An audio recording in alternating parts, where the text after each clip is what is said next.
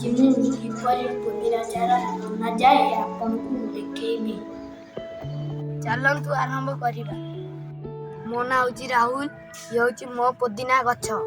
ଏଉଥିରୁ ମୁଁ ବଜାରରେ ମଞ୍ଜି କିଣି ଆଣି ଲଗେଇଥିଲି।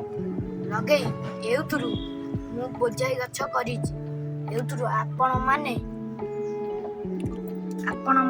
କିପରି ଅଳ୍ପ ଗଛରୁ ଅଧିକା ଗଛ କରିପାରିବେ ମୁଁ ଦେଖେଇବି।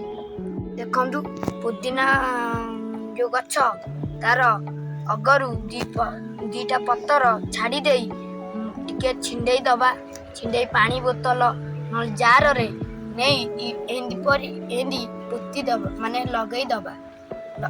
ଲଗେଇ ଦେଇ 4ରୁ କି 5 ଦିନ ପରେ ହେଇଯିବ। ଦେଖନ୍ତୁ, ମୁଁ 5 ଦିନ ପୂର୍ବରୁ ପୋତିଥିଲି। ଦେଖନ୍ତୁ କିପରି ଚେର ହେଇଛି। ଆକୁ ନେଇ ମାଟିରେ ପୋତି ପାରିବା। ଆସ ଦେଖିବା କିପରି ମାଟିରେ ପୋତିବା। ଦେଖନ୍ତୁ,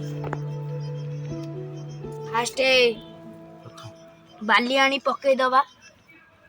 ଦେଇ ଖୋଳିଦେବା ହାତରେ କିମ୍ବା ରଡ଼ରେ ଖୋଳି ଦେଇ ତାପରେ ଆକୁ ମାଟି ଭିତରେ ଲଗେଇ ଦେଇ ମାଟି ଦେଇଦେବା। ଦେଇ ତା ମୂଳରେ ବାଲି ଟୋପା ନେଇ ଦେଇଦେବା। ଦେଖନ୍ତୁ ମୋର ଏଉଥିରୁ କିପରି ଅଧିକା ଗଛ ହେଇଛି। ଦେଖନ୍ତୁ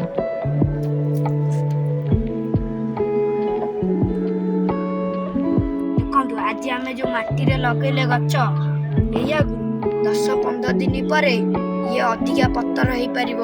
ଆକୁ ଆମେ ଖାଇପାରିବା, ଆକୁ ଆମେ ବିକ୍ରି କରିପାରିବା।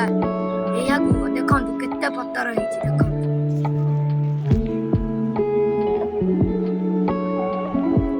ନମସ୍କାର। ଇଏ ହେଉଛି ମୋର ୟୁଟ୍ୟୁବରେ ପ୍ରଥମ ଭିଡ଼ିଓ। ଆ ପାଇଁ ମୁଁ ବହୁତ ପରିଶ୍ରମ କରିଛି। ତାହେଲେ ଲାଇକ୍ କରିଦିଅ, ସେୟାର କରିଦିଅ, ସବସ୍କ୍ରାଇବ୍ କରିଦିଅ। ମୋ ଭିଡ଼ିଓ ଭଲ ଲାଗିଲା ତାହେଲେ କମେଣ୍ଟ କରିଦିଅ। ଧନ୍ୟବାଦ।